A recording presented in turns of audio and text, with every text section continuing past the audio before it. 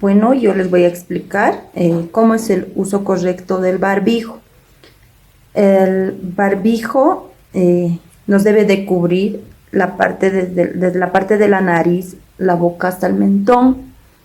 Toda esta parte debemos de tenerla bien cubierta con el barbijo.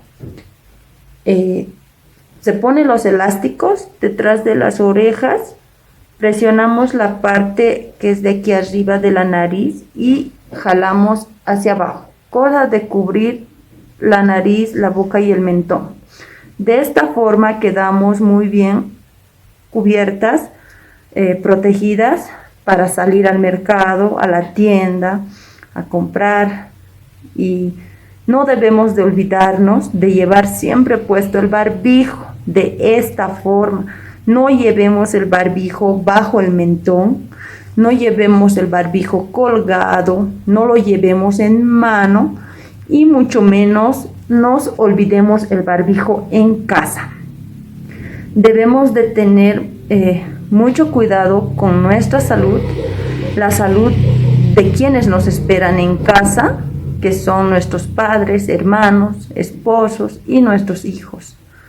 Cuidémonos usando correctamente el barbijo, y si no podemos adquirir un barbijo desechable, ya que el desechable también es un presupuesto económico, hermanas, nos podemos realizar un barbijo de tela.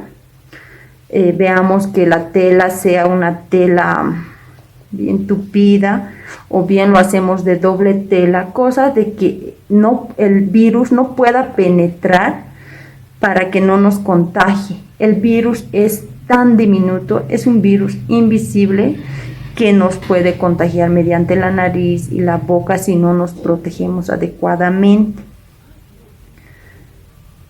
Debemos de tomar muy en cuenta también si usamos el barbijo de tela. Si usamos el barbijo de tela, al llegar a casa, lavémoslo con agua, lavandina, desinfectémoslo, y esto nos va a servir para volverlo a usar.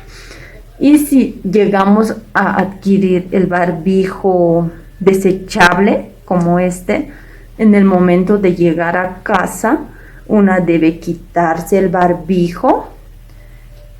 Se dobla de la parte que ha estado afuera, la parte que ha tenido contacto con el aire, lo debemos de doblar hacia adentro.